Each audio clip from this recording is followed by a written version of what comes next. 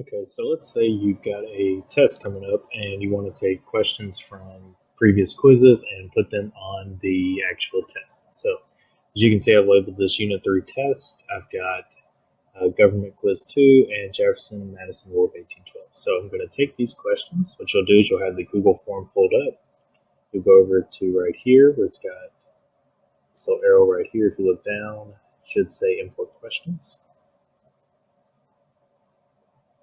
So then you'll click on which Google form you want it to go to, Unit 3 test, select all,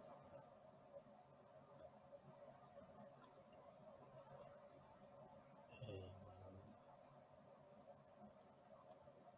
there you go.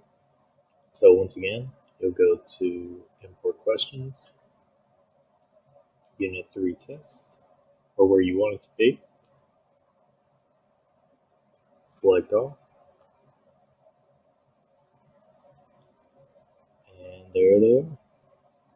And that is how you import questions from other Google Forms onto One Final